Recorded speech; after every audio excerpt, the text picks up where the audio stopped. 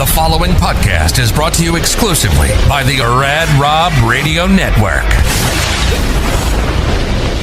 On this edition of Straight Up 5, we welcome back our milestone guest from episode 100, Maximum Bob Robert Smith, to the show. We can't wait to find out what Robert's been doing for the last couple of years, so let's not waste any more time. Straight Up 5 starts now. Ocho tells you exactly what's going on all the time. Dr. Ocho? Who the f*** is that?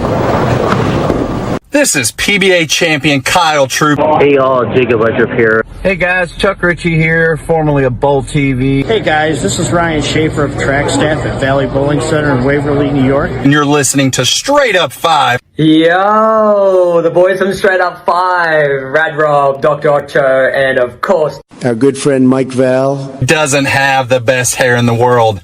I do. Sorry, bud, but you know the deal. Pick it out. Fear the fro, baby.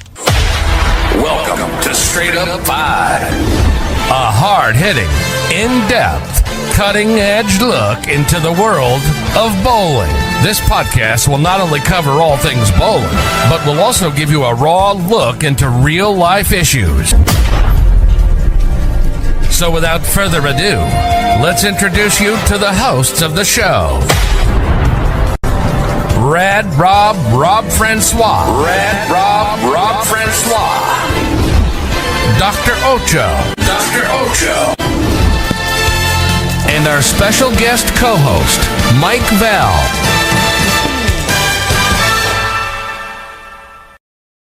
Hey guys, welcome back to Straight Up 5. This is episode number 178. I'm your host, Rad Rob, Rob Francois. Love that chicken from Popeye. I can see Maximum Bob laughing his balls off in the green room from that intro. If you couldn't tell by the opening, the pipes are a little bit off. I'm sick of the dog, but I'm still here to entertain you assholes. We have a returning guest tonight, obviously the aforementioned Mr. Robert Smith. He was here on our milestone episode 100, so it's been quite a while since we had him on, and no time like the present. Before we bring everybody in here, let's see who is in the chat. We got Nico Pujar. What's going on, brother? Oh, let's give him an I do. Good evening, sir. Crambone's in the house. Casey Custer, what's up? Saying hello from behind the kitchen sink while doing dishes. Welcome to the show.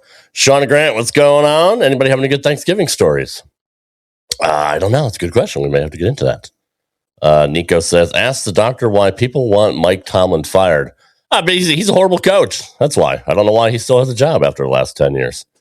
They haven't done anything since Ben Roethlisberger. But we got our very, very good friend. Good evening from behind the drill press in Modesto, California. Sorry I missed y'all a few weeks ago. Balls deep in balls. Hope everyone had a good Thanksgiving. Alex Bermudez, we appreciate you, brother. Good to see you here. Chuck Ritchie, what up? Cousin Cinco is here. What's going on, brother? Email Bear, what's going on, brother? What's going on, dude? Unfortunately, Ocho isn't here tonight. I won't disclose what's going on. He's got some personal stuff going on. Honestly, I don't know if he will be back on the show. He's being kind of aloof, but we carry on without. I mean, it is what it is. We're going through a rough patch in the show, but if I got to be here carrying the load, then and Mike Val has been gracious enough to help me out. Hopefully, Ocho comes back because he is the lifeblood of this show. Dr. Interrupto. I'm sure Sperone will be happy he's not here. But in any event, before I bring in my special co-host, we're going to start a new custom here on Straight Up 5. We're going to salute our men and women across overseas and pay homage to our great country with the singing of our national anthem. Now to perform the national anthem, please welcome four-time Grammy-nominated country singer-songwriter Ingrid Andress.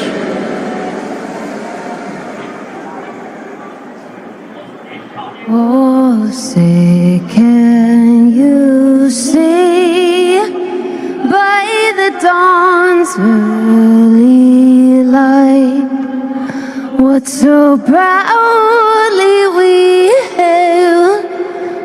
by the twilight's last gleaming, whose broad stripes and bright stars through the perilous fight, o'er the ramparts we watched were so gallantly streaming, and the rocket's red glare, the bombs bursting in air, gave proof through the night that our flag was still there.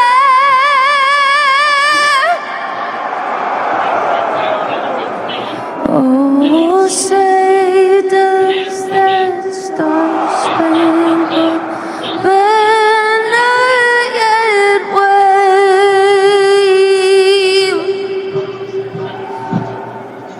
o'er the land of the free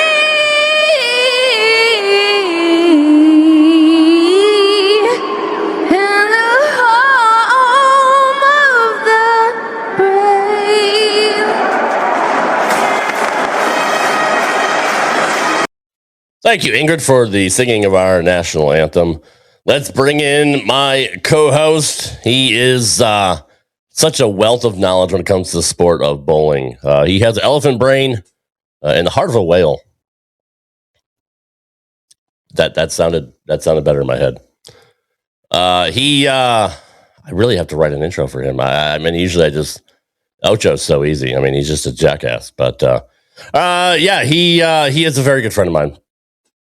He is kidney stone free, and he's down 75 pounds, which I think I may have put on since I've been out of work. So kudos to him. It's the one and only, formerly of the Bone and Zano Zone and Over the Cap, current host of Down Memory Lane. He's had more podcasts and well, I don't know. I got nothing. Mike Val, what's going on, dude? I suck. What up, Mike? You know, I love the idea of the national anthem for your show. I think it's a great idea.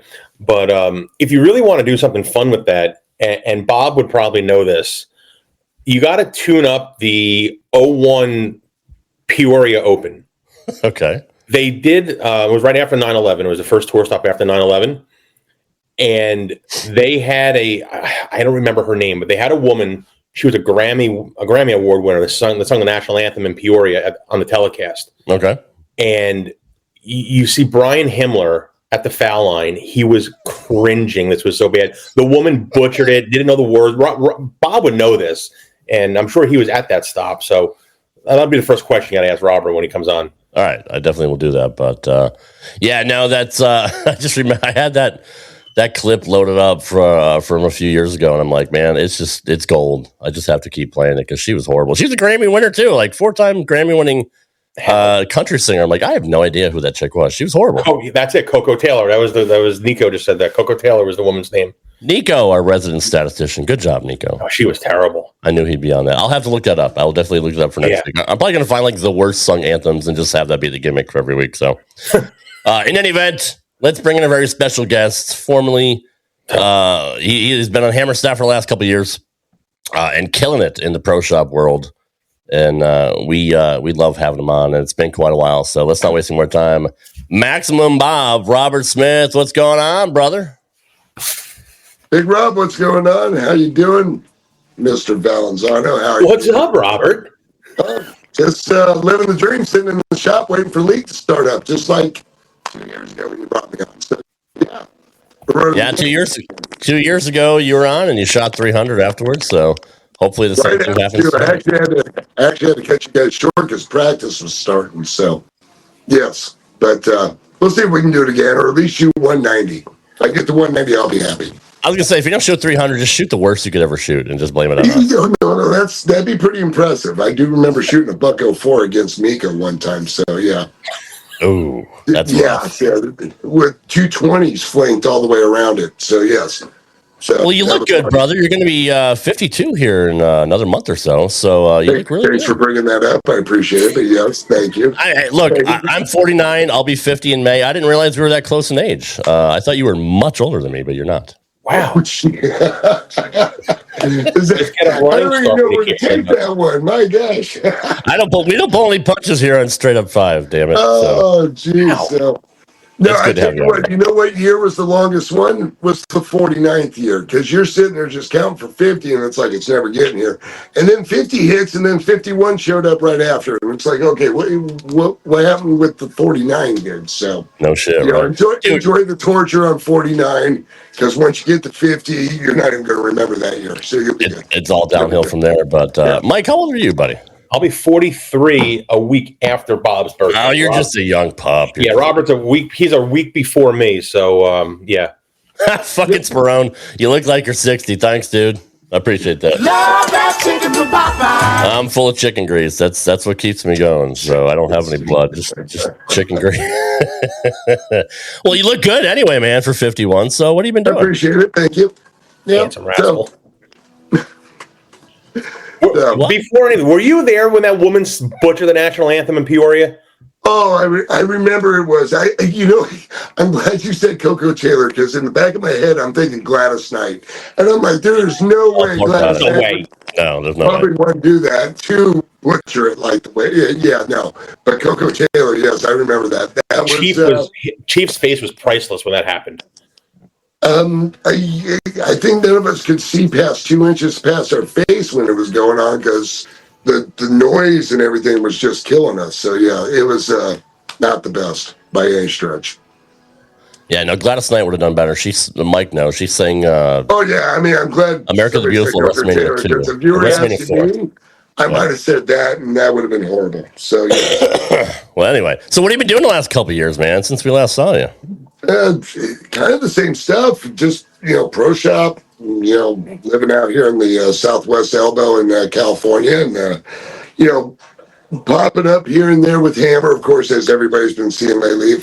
Quite a few videos, but just kind of seems like I'm building kind of a nice little niche with between the business I've got here, expanding into another shop finally in SoCal, and then with how much Hammer's using me for videos and promotions and stuff. It's the last couple of years since the last time we talked. I mean, it's really I'm really happy where things have gone, for sure.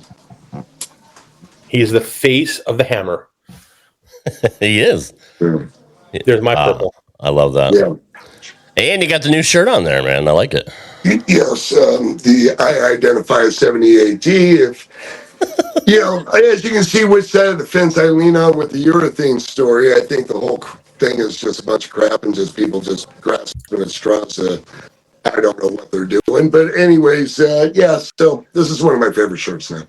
I mean, it's been going on for several years now. It's not like it's just a new thing. I mean, in the early days of this show, when they started banning certain balls, even before the purple, they banned a couple storm balls and they're banning. Oh, yeah, I mean, I had 7 of the 9 bowling balls for that master yanked out of my bag after the first block. So that is brutal. That was fun stuff, but that's a whole different story on that one. But yeah, it's just an endless story. The things that we've heard about from the 80s. The 90s, when I was going through it, when resin came out in 92, 93, remember, they tried to ban resin. Yeah. Well, they didn't ban resin. It was the same reason they didn't ban urethane in 81 was because the ball sales made a big jump, and so it never got banned. And now they're trying to retrograde a ban on something that's been around, for 40 plus years. To me, it's just nonsense. It's absolutely nonsense.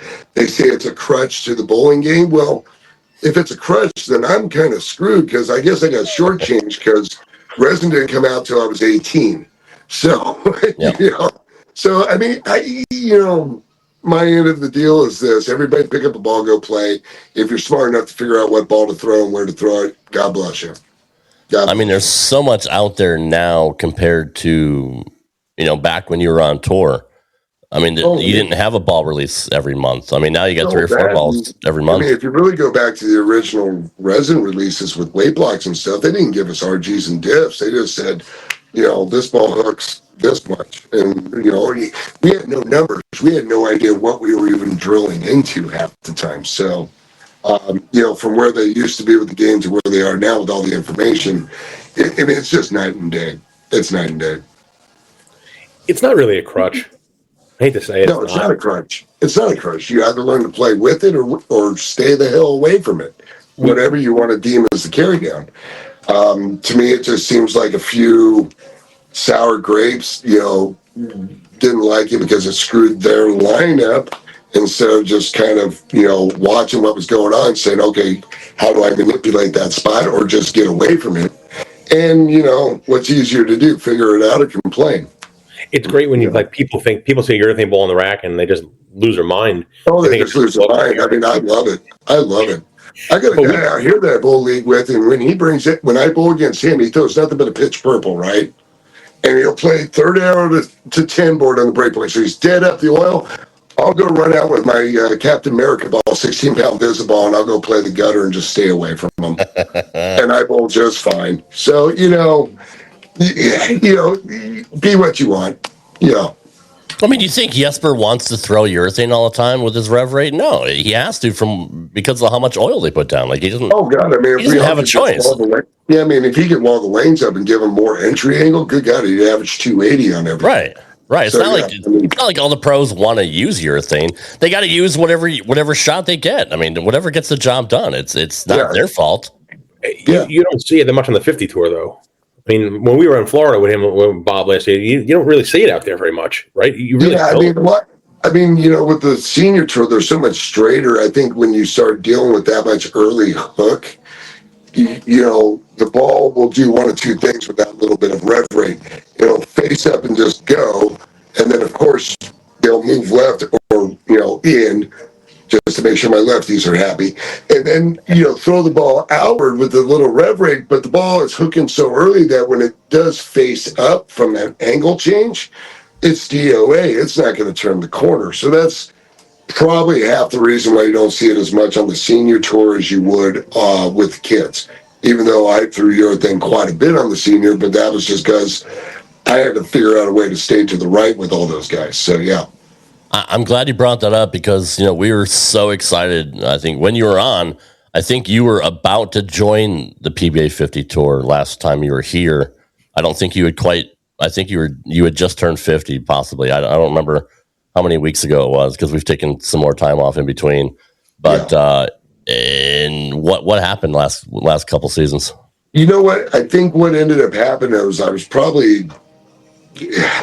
wanted to bowl the 50, absolutely. But when you start looking into what the details entail, you got to remember, I'm a pro shop operator. I mean, I don't even have an employee on my main shop. So everything I do is me. And all of a sudden I'm trying to justify being gone for 10, 12 weeks. Can't really justify closing the shop down where I know I've got customers and stuff. So if I'm gone that long, come back and I'm not around, maybe those customers say, screw it, we're going somewhere else. And just kind of, it ended up just looking at it, it was like in the long haul, it's like, no, I mean, doing it the entire time, it's just not reasonable. At least not right now, no. No, you can pick. We talk about it all the time. You pick and choose your spots. You bowl the majors. Absolutely. I mean, if I had my choice, I would love to go and do the Florida swing again. Yeah. I mean, I would love to do the Florida swing. That was awesome when I did it last year. The Senior Masters, of course, because that's out in Vegas. Senior U.S. Open. If it's still in Denver, I will do that also because that's relative. Drivable for you. If you want to go 17 hours, sure, 17 hours is drivable. Yeah, sure. But, Vegas is drivable. I mean, come on. Yeah. Through the entire mountain range and, stuff like that. But no, I had to kind of pick and choose my battles on that one. And then, everybody was under the pretense that I was going to do this full time. And I kind of wanted to, but deep down inside, when I started thinking about it, I was like, I'm running a shop. I'm doing this 6 days a week. I get to stare at the bowling center all the time, and I don't even use it.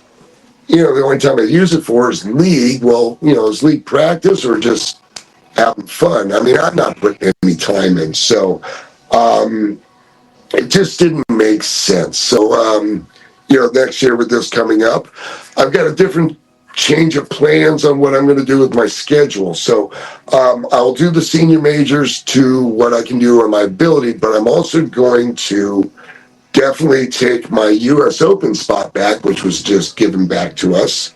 and the tournament championship. About time you got it back.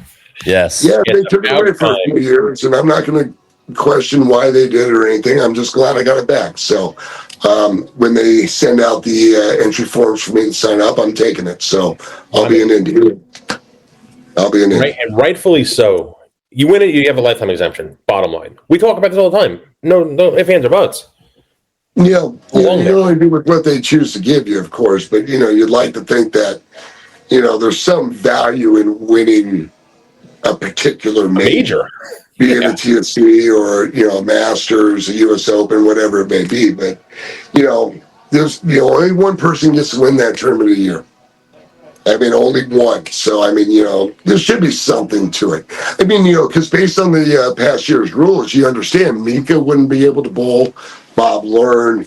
There's a few other guys that have won that tournament that haven't won it within that old time span criterion, and they wouldn't have been able to bowl unless they brought it back. So so to know that Mika and a few of the other guys are going to be able to go back and bowl that tournament now should be a little more fun, or at least more entertaining for the fans to come out and watch. You're bringing the nostalgia back. You're bringing the history back to the tournament. Well, just don't ignore it. I mean, I'm not saying, I should be out there bowling every darn tournament for sure, but, there's some tournaments that we should be able to bowl. And, honestly, we're still good enough bowlers to maybe not fall on our face and, look like we didn't belong or anything like that. We may struggle. I may struggle. Sure. But, just, give me the option. So I'm taking that option, and I'm going to go bowl in India in March. Absolutely. So you have 2 pro shops now, correct? Yep, just opened the second one in Santa Clarita, California, out there just straight north on the 5 going out of LA. What made you decide you wanted to branch out? Pretty much the change of what I'm thinking I need to be. I mean, Southern California needs, bowling. I mean, we lose bowling centers all the time, to Bolero. We're no different than anybody else. I mean, out of Southern California, Bolero does own something like 60% of all the lane beds in Southern California. So that'd be everything between me down to San Diego. So we have a few places that people do care about the bowling a little bit, maybe not take it as seriously as I would or any of you guys would, but, they care. So, I feel like there's a different calling for me on this, maybe just, make sure people enjoy it, enjoy the game, maybe learn a little bit on it. Let me talk my BS when I can talk my BS. Speaking of who's howling, I don't know what's going on there. Oh, that's Jeremy. That's my guy with the pitch purple. That's the guy with the pitch purple I got to avoid. So, yes. Speaking of purple, I know I talked to you yesterday, I think, about or the other day, of the new Crown 78U that's coming out. No, not that purple. The new purple, the new Crown Jewel or Crown 78U that's coming out.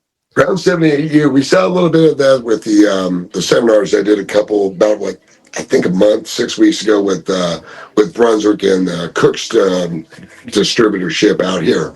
And it was interesting to see because they were bringing out the 78U, and it's like, well, there's some issues with USBC and all this, but they said, screw it, we're bringing it out anyways. But if you look at the ball itself, yes, it's got an actual pretty decent sized core in it with the Crown Vic. But if you think about it, it's their first solid urethane. I don't know if anybody paid attention to that or not. I didn't. The black and the purple are pearls. This one's actually listed as a solid. So I don't know what it's going to be. Maybe it's even earlier than the purple. I don't know what's going to happen with it. But but it's kind of neat with Hammer, Brunswick, and this company is that they seem to be very innovative. They're not afraid to tell you exactly what they're putting into their stuff. There's not this jargon of, different names and whatever. Gosh, with the filming I've done for the last few months with Hammer, I have to learn what HK22, cohesion squared. So I have to know all this jargon with the cover stocks and stuff, but they're, they throw it in, they take it out, they don't put any. And it's amazing because there's actually some logic in this stuff. So, yeah, there's a couple code names for each additive and stuff, but when you start looking at it, they're just straight innovation as far as trying to push the envelope of what ball shapes can do. they're on top of it right now. They really are. Rob, I'm going to ask you. Yeah. Watch this. What's your thoughts on the new gray one? Oh, the gray one's absolutely all day. He loves it. I mean, that is the first time I've thrown a ball in probably since my eraser boost with Storm back in the 2000s, where I had a ball that if I wanted to play straight, I could. If I wanted to hook the whole lane, I could. And that is the weirdest thing, because this ball can play the gutter like a urethane, and I can almost make it shaped like a zero solid. That is a very strange ball. So, yeah, I'm totally sold on that one. That's the only thing I'm going to throw tonight, too. I don't even care. That's the only thing I'm throwing, those two gray balls. Not being biased, just because you're on staff, and we've always been obviously Brunswick partial on the show with Johnny. In my opinion, and maybe you could back this up a little bit since you throw them and you drill them.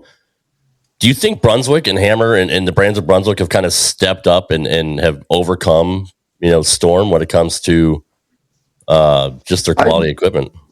I believe so. I think I don't even, the quality of the equipment, everybody makes good stuff. Okay, sure. Let's just get that out of the way right now. So Storm, Brunswick, Motor, listen, they all make good stuff. So let's not even question that.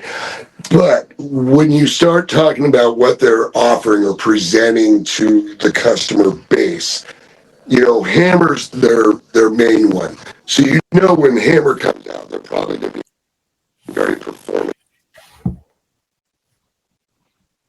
Oh boy, technical difficulty in Southern California. Thank you. Sorry, I'm still on my phone. No, but just innovative wise, like their innovation is what crazy. BB-8 is, they're designed for the no thumb guys. Those kind of Radical is with the who's into the technology of the weight block and the super symmetricals and the nonsense and stuff like that. Trek feels like it's more tournament play based. Columbia and Ebonite, maybe a little bit more nostalgic on things, bringing back some of the older lines. But when you start looking at the whole 7 of them, there's logic in what each brand has. Hammer and Brunswick are going to be your performance guys. Go get them. DV8, Radical, and sorry, who I'm missing on the other one already. Track. They're going to be either technical or tournament oriented, and then the other guys are nostalgia. So, I mean, I think their game plan and model is pretty good. It's simple, and it's easy to push and promote equipment that way. Mike, would you agree that just Hammer alone, I think, has more innovation than? Did I lose you guys? Nope. Can you hear us? Nope. We're here. Hello. We're still here. I think now we lost him. He'll be back. Bye. Just Hammer themselves, though, I believe, have been more innovative than anybody else. On what side? On the urethane side or overall? We got you, Bob. Sorry about that, guys. Did I lose you there for a minute? Yeah. We didn't lose you. You may have lost us, but yeah, I love spam calls. So of course I'm doing this on my phone. I get a spam call and then I lose you guys for the whole time. So I just rambled for 10 minutes. I think you guys didn't hear a thing. No, we got you. No, Mike. I mean, just not just your thing, Mike, but I think Hammer as a whole, with their whole line that they brought out the last couple of years, have been first class ahead of anybody else. They definitely are using technology on their side. I think so. And they're not pressing the envelope, but there's something new coming out all the time, and they're using different additives and different chemicals or whatever you want to call it. But yeah, they don't make bad stuff. I mean, like Bob said, nobody makes bad stuff. Right. I guess it's the personal preference of what you like or what you want to see, but they are not lacking in performance at all. They don't have that bad reputation anymore. But you look at the purple, you look at the black. I mean, even the blue 78 was decent. The whole Widow line has always been, popular with everybody else. The Effector is one of the most popular balls out there right now. I mean, they just seem to constantly just come up with great balls. Like I can't think of the last one that they missed on, to be honest. That was a dud. I mean, if most people want to think on a ball they missed, I mean, if you want to say a ball that's probably not as popular or push would be the Hammerhead. Yeah. And I think that is probably the most benchmark of all benchmark bowling balls. I mean, it's a Game Baker 5 basically with a little bit extra stuff in it. So I mean, they, they really made a good arsenal. They've got stuff that have a bunch of different shapes. They can accommodate to every kind of player. And it makes it easy for me because, I've got high revs, slow speeds, low revs, all this stuff. And it's easy to start putting people in stuff that makes sense for what they're looking for. So I'm glad you mentioned slow speed because you're using a different grip than you've used for the last this baffles years. Mike, listen, for as old as your brain is as far as the bowling knowledge, I can't believe you're actually offended with a conventional grip. Oh, I'm not offended. I just never would have thought it would work. Like, honestly, and you're not missing it at all. That's even more amazing. No, I mean, the conventional grip, I was having issues getting out of the thumb. And apparently they were worse than I thought. And maybe this is what I've been fighting for the last couple of years and why I haven't felt like I've performed as well or improved as much as I should have when I got back into this. And, part of it, again, just not bowling, practice and whatever. But, went to the RPI a couple weeks ago in Vegas on the West, for the West. Again, just like every other tournament, couldn't execute anything off my hand. And if I had no spare game, I would be red leader instead of barely missing checks. But just throwing the ball bad, and so I'm hanging up on the thumb again. I can't clear it. Come home, bowl no thumb for a week just because that's how mad I'm at my thumb. And I accidentally put my hand in one of my wife's bowl balls that I'm getting ready to drill for. And I'm like, oh, this is conventional. Put my interchangeable thumb in with hers because I haven't changed her thumb out yet. Went through it, and the thumb flew off my hand. I'm like, okay, I guess I'm throwing it conventional for a while. So been stuck with that for the last few weeks. And honestly, it's probably the best I've thrown in years. Either what I feel or what I've been told. This is probably the best I've thrown in years. So we'll see what happens. Yeah, it's conventional. I don't care, but I finally got some purpose in how to throw it slow. Before I was trying to throw it slow because I had to, but there was no goal in throwing it slower. Now with this conventional grip, the distance of my span is shorter, so I have to give it more time to make sure I can feel the release. So I had to slow down and finally had some purpose in it, and I really feel good in what I'm doing. So who knows, 2 weeks from now I might feel terrible, but as of right now I feel good. And we talked yesterday, and I told him, he was telling me all this, and I said, this is the most confident he's sounded in a long time. Like, you actually sound confident in your game again. Yeah. Yeah, I didn't say I think I figured it out. I was like, no, this is what's going on now. I know exactly what's going on. So, I think now, I'm going to make a few mistakes here and there and get some mileage under my belt, but I think this might be, a nice little turnaround for me. So me and Chris Warren are going to go throw 14-pound house ball grips and go have fun with it. The fact that you don't miss it or you're not losing anything because of nothing in the fingers, that's what baffles me the most. Well, let's be honest. It wasn't my lift that made the rev rate. It was the fact that my hand collapses down. That's where the rev rate comes. So it wasn't like the motion was all of a sudden taking away my rev rate, because all I had to do was just change the leverage from being on the first pad down to the second pad. Well, the leverage is there instead of the other spot. Okay, it's a little shorter distance, so change the speed. I still get the rev rate's still 5+. It's still fine. That's disgusting. So when you say slower, like a mile, 2 miles, like what? How much slower? It's a good mile and a half. That makes a big difference. My normal straight ball, trying to play straight with no hit and stuff. I get a little stupid once in a while, start throwing at about 18. Well, this is coming off cleaner. I can just make the hand come off faster, and it's 16 and a half. Usually trying to slow hook it was hard because I couldn't get the thumb out. Now slow hooking it, I can drop it down to 14.2 and still feel like I'm throwing quality shots without feeling like I'm decelerating or bogging down or anything like that. So, unfortunately, it took me to 51 years old, maybe figure out how to throw it slower. But and now you're probably waiting on it a lot more now. So everything has to go back into time. So I was just saying, how did your approach change? Like balance and everything. The approach is simply mental at this point. My approach is now, I finally have a goal in my entire approach that I'm trying to achieve. There's nothing past the point of release I'm trying to achieve anymore, which is what you really want. You want all your goals, executions, and stuff, thought processes be on everything between when you pick up the ball to starting your approach to when you let go of it. Once you let go of it, you're out of control. So your whole thought process should be on controlling everything you can. Sure. And so what was happening was I was trying to get a result and couldn't quite get the execution to match the result. Finally, when I changed the grip around to where I had to change the execution, that's when I finally saw the result I was looking for. Bowling for me, 113 wants to know, do you still use inserts or no inserts? Any kind of pitch changes? I can't now because I can't use inserts because since I'm conventional, my fingers are too fat, so there's not a big enough insert for me. So yeah, and you're dropping it down to the second number now.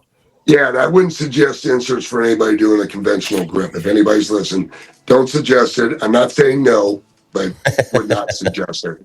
So no, so I'm just actually, Ken, if you want to show me, grab the gray ball in the back room, not that one. Grab the gray ball in the back room. Yeah, that one. Just to give you an idea how boring and plain this looks. Oh boy, so that's it. Yeah, that's it. That looks like my ball. I mean, this has got the same feel as the 14-pound extra large grip out in the rack out there. It's got the same feel, minus my thumb, of course. The only thing missing is the big 14 engraved on the side of it. Right. I've got a laser etcher. I can put that in if we need. you need to.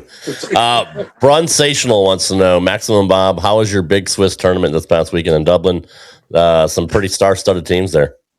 Oh, there were some loaded teams, no question. I mean, everybody's probably heard about Mookie's team with Kyle, Tommy, Aaron McCarthy, and Kevin Williams. Yeah, you probably all heard about that. But Go Hagen, Ari, that team there, they won it.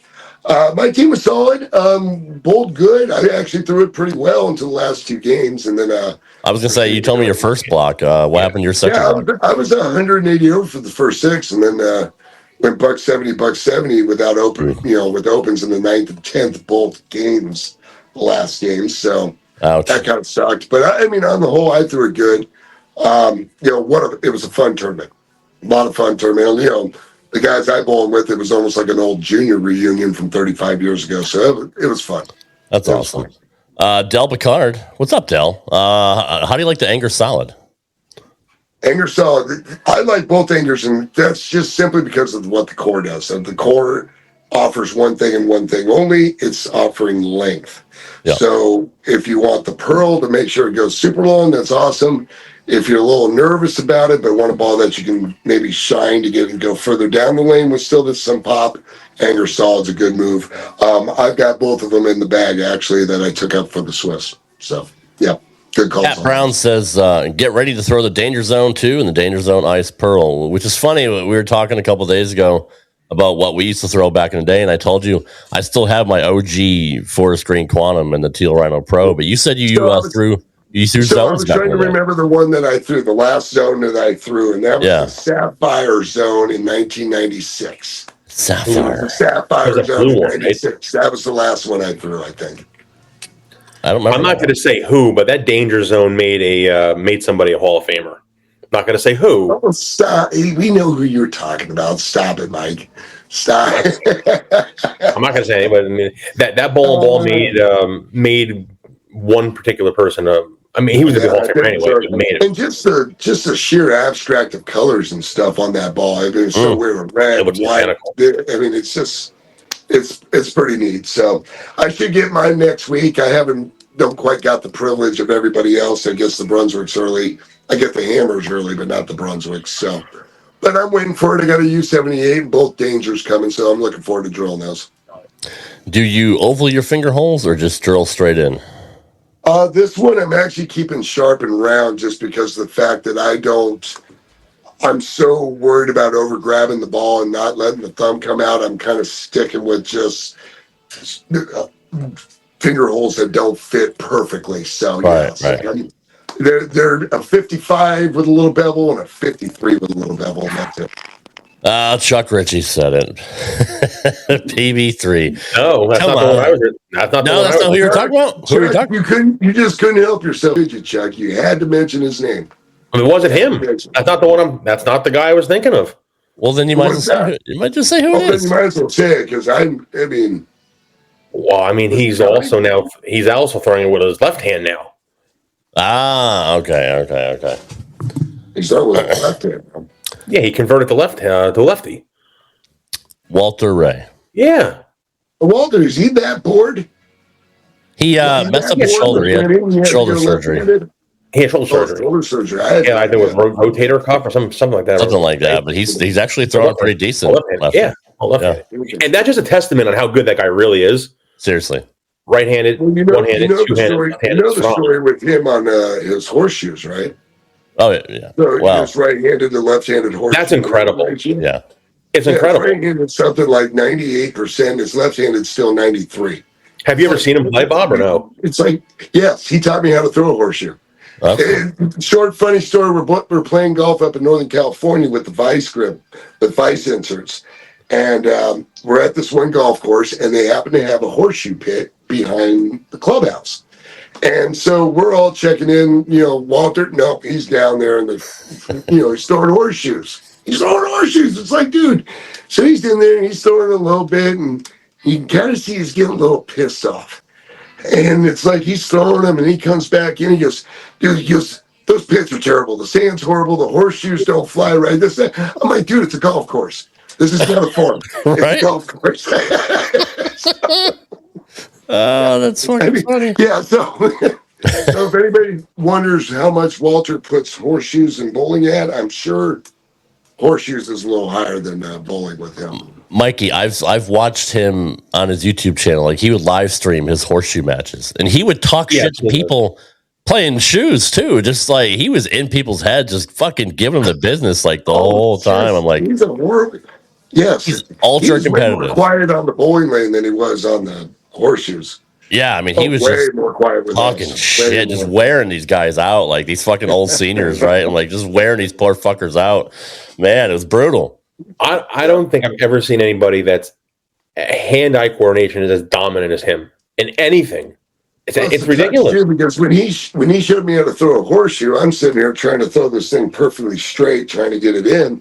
And he goes, no, you got to give it 1.5 or 2.5 turns to do it. And I'm like, oh, God, it's a bowling release. Are you kidding me? Of course. And that's his bowling release. He gives it a half turn, 1.5 turns, or 2.5 turns. And that's how he bowls. It has to be how he bowls. But that makes sense now that you said that. It does make sense. That makes sense. Yeah, absolutely. Man, he's good. I mean, he's got 2 degrees from Cal Poly. I mean, he's a smart guy. Genius. He's a genius. Yeah. My daughter graduated from Cal Poly where he graduated. So. Oh, did she? That's awesome. Yeah. Oh, that's really good. But no, Walter can do it all. Throwing 300 two-handed. I mean, come on, dude. Like, it's just how good he really is. Right. And it's also it's a testament to how focused he is too. It's not just he's walking in there and going, oh, okay, I can do this. No, he's maybe you would know the answer to this. Like I've heard, like, and I know that, like, when we hung out with Pete last year, Pete said, like, he doesn't know anything about bowling balls and layouts and whatnot. He just gets the balls 3 holes and he throws them. Does Walter know the equipment? Like, does he know and understand equipment like that, or is he another one? I think he's better than Pete. I mean, love Pete, but he is absolutely the most unknowledgeable person with bowling balls I've ever met. You haven't met Brandon Bone yet. This guy, I don't even think he worked his own stuff out. I really don't. I think he just let whoever do it just make sure the thumb's not sharp, and I'll make it work. I'll make it work. I don't care. 3 round holes. Let's go play. Bob, we had Brandon Bone on the show a couple weeks ago, and he is literally the same way. Like, he just has. They know how to drill his stuff. He doesn't know what goes into it. He just throws the ball great. He's like, I don't need to know it. If it fits right and I get the right shape, that's all he cares about. Like, he doesn't know any about paps and all that. I would think Walter would, because of his degree, because he is, the physics and whatnot. Like, he has that kind of brain. Honestly, most bowlers are one of 2 things. They're math or physics majors. I mean, I was a math major. Walter's a physics major. I mean, we understand numbers and patterns and shapes and the physical things that go on with the game. So, that's why you see most of the bowlers are really good with physics, math. They understand it. They really understand it. You don't see too many, I'll be honest with you, you don't see too many bowlers going out there and they all of a sudden decide to go, draw a painting. You don't see that a lot. But yeah, it's a different demon out there. But yeah, most of us were in that physics math genre, or at least, our thought process of what we were good at. For me, it was geometry. I understood geometry as easy as anything else. So, should Pete get some credit for just being that great of a thrower? I mean, if not knowing natural natural talent, exactly that. And just to let you know, with Pete, we always said this about Pete. When Pete decided he wanted to bowl, he won. Thankfully, he usually only tried to bowl at the U.S. Open.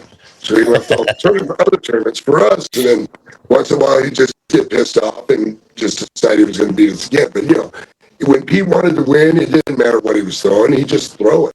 He'd just throw it. And he was that good at it. So, some people are smart, when they're bowling, I don't know if Pete was necessarily the smartest bowler, but God, when you're talking about just straight repetition and throwing it the same over and over and over again, yeah, he was a robot. He was unbelievable. He was just, remember he said before about how Pete doesn't even work out his fingers or whatnot, and that's right. Norm, go to the other side of the coin. When I was in Florida last year, so I was hanging out with Gary Faulkner when we got lunch in the shop, and Gary told me that Norm probably is the most finicky person ever drilled a bowling ball for. Oh yeah, and Norm said Gary was saying Norm can feel like a 64th difference. Put his hand on the ball. I don't want it. I watched him bring in the bowling ball in the truck, and Norm had a thing where every bowling ball had to have 3/8 positive and 3/8 finger on the static weight in balance. And this was when we had the weight holes and all that stuff. But he walked in and he goes, "Nope, guys, sorry, this thing's off." And they're like, "BS, we matched everything you wanted." He said, "Nope, you didn't. This static weight is this, and this, you missed by 1/8 ounce." Blah, blah, blah. No joke, they got to weigh the thing out, and it's the 1/8 ounce that no one called. And they went redrill the ball for him. So, yeah, Norm's touches anything. His thumb holes were basically triangles. They were triangles. So he had a base oval, and then he would clear out straight back here, and he would only put thin pieces of tape in the oval or the turn parts of where his thumb hole was. I mean, it felt terrible, but to him, it was preciseness. So, Norm being what he was, Pete being what he was, those two guys are so opposite spectrum as far as how they attack things, but yet pretty much have the same quality. The same results. Yeah. It's amazing how he can figure out, it's looking at it and knowing he's off by that. Who has that kind of knowledge? Who has that in? It's a different. You're a different animal. Yeah, just different animal. I mean, touch is an amazing thing. I mean, because you can't teach it. It's just what's there. Sometimes I get people coming to the shop and they'll put their hand in the ball and they'll go, "Does this feel okay?" And they're asking me, and it's their ball, and it's like, well, you tell me if it feels okay. I don't know if it feels okay.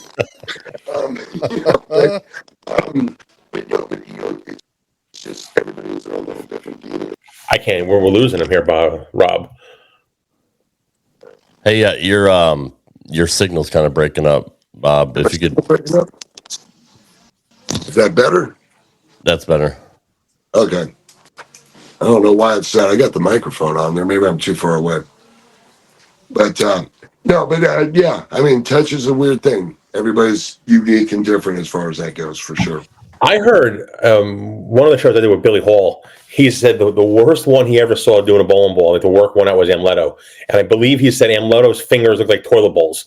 He said he would butcher the holes and everything. Amleto's wasn't very good. The one that made me cringe all the time was Bob Learn, because his thumb was super beveled, like Parker's used to be, which was basically an oil funnel to, put oil. Yeah, Parker had a funnel for a thumb hole. Oh God, it was so horrible. And then Bob would take the sandpaper off the bevel sanders and take the metal rod and then start melting the inserts to round them out at the top. Well, there's no control in this thing, so everything had like an edge, or there'd be a piece of vinyl rolling. I mean, it was unbelievable. He would use this and bowl with it somehow.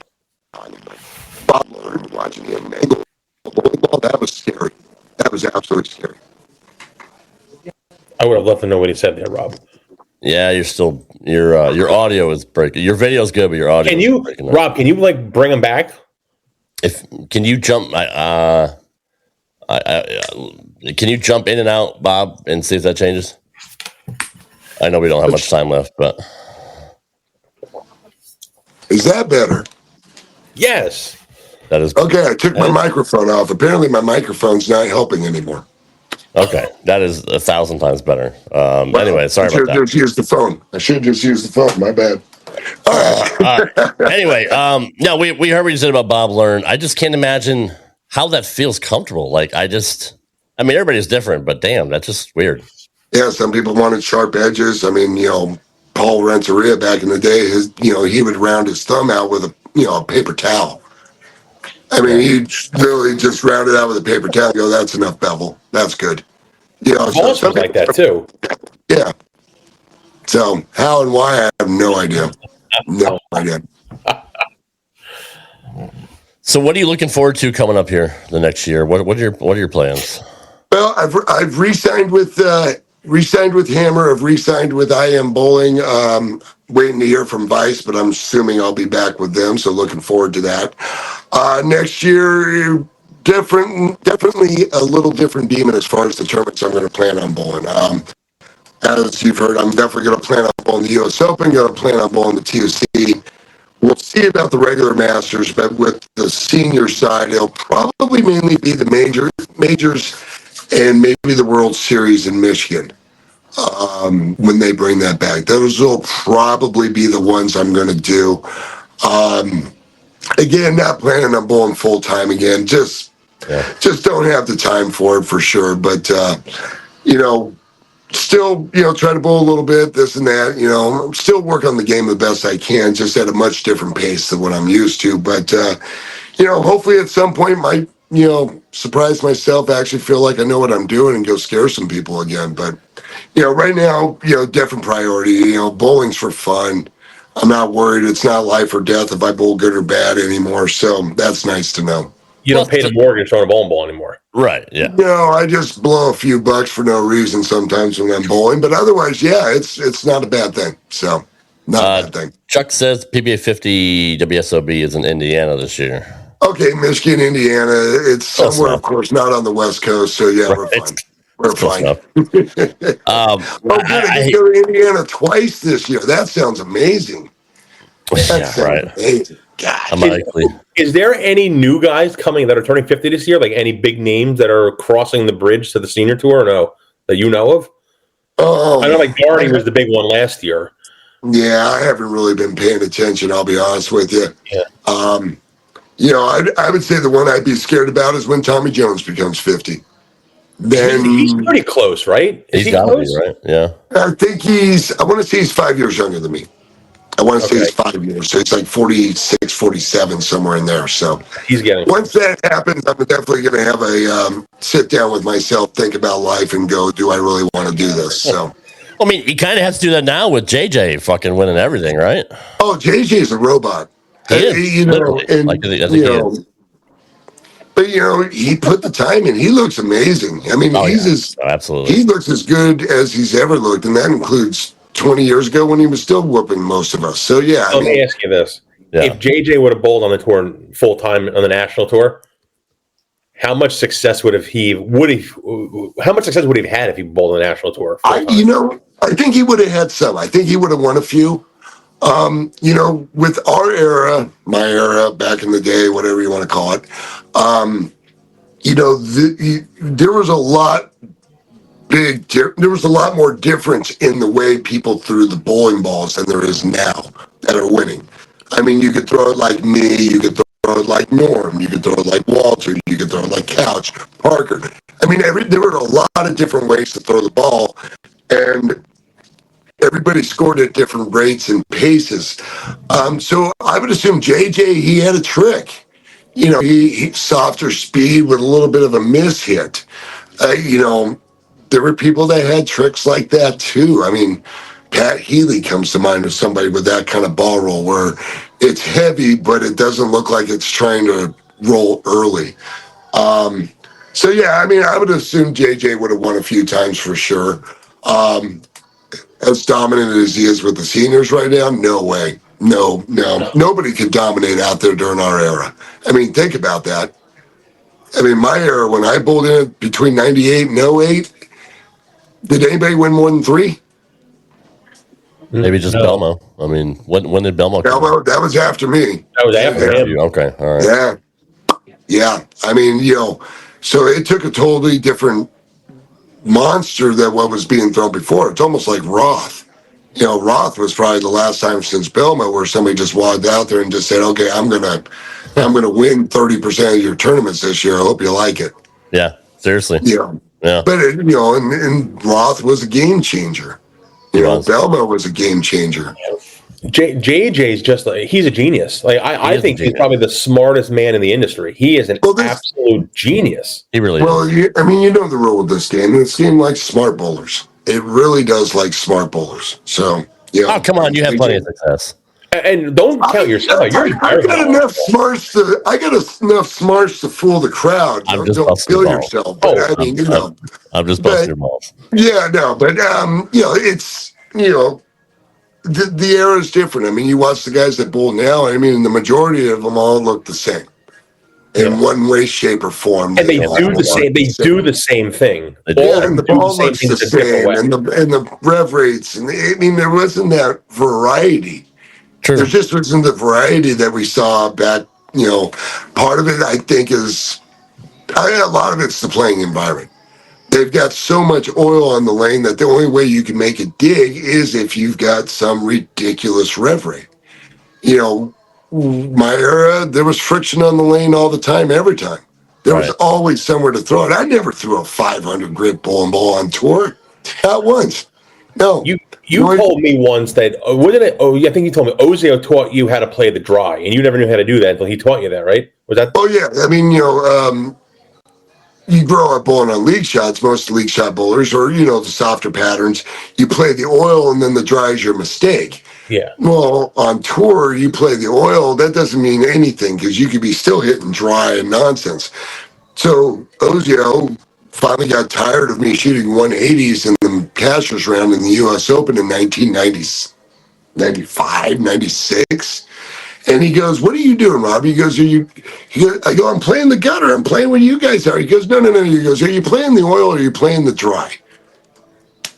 I said, "I'm playing the oil." Well, he goes, "Stop being stupid. Play the dry. You know it's going to hook and it's going to change the least." All right, go out there, game 80. I'm averaging $180, whatever. Go out there, shoot 269, looking like I knew what I was doing. I'm like, but, you know, Dave was nice enough to give me that little bit of information. But yeah. You know, so now, you know, my era, we played the friction, we played the dry, and then you go out and now you watch the game and there's no dry on the lane, especially on the sport patterns. So that means you're buying your friction off the wall. And now it's like, okay, now, you know, where's this game going at? Right. You know, you have to buy your friction. And that's a different demon. That's a different demon with the game. Well, hey, man, we appreciate you. We're at the hour mark, so I know you got practice in a half hour. Yes, yep. You got practice in 20 minutes. Yes, sir. So definitely I think I got another one thumb holder drill for somebody, but we got time. So, but Rob, Mike, always a pleasure. Thank you for having me on. I will keep you posted. If anybody wants to know, go over to my channel on YouTube, Robert Smith Bowling. We'll be live feeding the league set tonight. My wife just walked in. Babe, you want to say hi? Mike Val's on there. You can hi, Sherry. Hello. How are you? Hi, Sherry. This is my wife, Sherry, everybody. So, hey, Sherry. All right. See you, man. So, anyway, so we'll live feed it tonight. They'll start at 6:30. So go to my channel, watch it. You can watch me throw my conventional ball. Hopefully, shoot better than 190. You need to Hopefully rename the name of the channel, though. My opinion: Getting Hammered by Robert Smith. I will jot that down. I mean, it sticks. You got the hammer reference. I mean, it sticks. Well, I will keep that in mind. This is why I have no friends, Bob. You know this. This is why I have no friends. Yes, because you've got to take it to the art department. Getting hammered. Free time to think about this nonsense for sure. So I do. So, but anyways, guys, gentlemen, thank you very much for your time for sure. And then I'll let you guys know how it's going. But otherwise, thank you again. All right, man. Appreciate you. Bowl great tonight, dude. Yeah, be good. Thank you. I love that guy, dude. He's so good. It sucks his signal was shitty, but man, he just he is salt of the earth. He really is. He just, and I've said this ad nauseum on the show. Bowlers in general are just the best people. I don't know what it is about any other sport. They're just down to earth, common man. People don't give him enough credit. He's very knowledgeable. Oh yeah, no, he is. I mean, I went out to California last year for about 5 days. They did his house for a couple of days, and for his birthday, my birthday, went out there. I bowled with him, and we practiced for like 2 or 3 days. And he is extremely knowledgeable of the game. He really is, and people don't give him enough credit. Yeah, because he was away for so long with his injuries. But my God, he is very intelligent. No, he really is. And I was busting his balls about that, but no, he is, and I hate to see him get hurt because I mean he was dominant. He's a Hall of Famer if he doesn't have the injuries. Oh, 100%. Without a doubt. He has 8 titles. He probably would have got to 15 soft. Beyond a shadow of a doubt, he had the talent to do it. Dude, he was untouchable, man, for that time. He, whenever forced you to go this way, you weren't beating him. Right. But also when you had to play this way, going right to left, he could just throw a Mach 7 off the corner. He was very versatile, and he doesn't give himself enough credit for what he's did. And no, he's very humble. Very humble. I think, knowing him the way I do, he wants to win one more time just to prove it to him, not to anybody, prove it to himself that he can still do it. Sure. And I think maybe now he can with that conventional grip. I mean, that's amazing. It is. It is. When he called me last week and he told me that I couldn't process. I'm like, conventional. He goes, yeah, it looks like a house ball. And I just couldn't get it. So my first question was like, do you lose anything? He goes, no. He goes, I haven't lost a thing at the bottom, which I still can't understand how he's not losing any hand with a conventional grip. I don't know. I think approach has a purpose now. I think Chuck said it tonight was Chris Warren has been throwing it for years. I didn't even know that. Chris Warren doesn't miss it at all at the bottom. He gets a handful still. Yeah, no, he does. He does. You never know. Maybe next year is his year. He's going to win. He's too talented not to win out there. I agree. He's going to win. It's going to happen again. And I think that's going to be the biggest ego or confidence boost for him is when he goes back to the winner's circle. Yeah. Yeah. No, I agree. And, he just look at it like he's the nicest guy in the world, but man, on the lanes, he just looks so intimidating. Like he's a beast. Like I was afraid of him back in the day. If you were, let's say bowling a local tournament, and you see this guy going up, throwing at 22 miles an hour, and pins are flying all over the place. I mean, right. That's not going to be. And here you are throwing a little knuckleball up the boards. Like, aren't you going to be like, oh my God, what am I getting myself into? Yeah, yeah, you're exactly right. But he is a great human being, and I hope he wins. I know he's going to. I hope it's sooner than later. I do. And honestly, the fact that he got his U.S. Open spot back is well deserved. Oh, that's huge. Yeah, no, and it never should have been taken away to begin with. No. Chuck says he's got to get the kids tour out of his head. He's right. It's nowhere near the same. No, it's true. No, he's 100% right. Chuck, I don't have my cup with my name on it. That's the new trend. Everybody has their name on the cups, and or they sign bowlers tape. So I got to think of something that I can maybe sign and, make this a daily occurrence. Pete with a Starbucks cup and him with his bowler's tape, and or maybe I'll autograph I just did an orange, maybe like an orange peel or whatnot, so I can. I can't sign any chicken, so I mean, it's maybe the buckets. I can sign the Popeyes buckets or whatever, and just let's send those out. Anyways, but no, he rightfully so. He deserves both the U.S. Open. No, you're right. I'm looking forward to watching him next year. Actually, I'm going to watch him when we get off here tonight just to see how he shoots tonight. Because, like I said, last time he was on, he shot 300.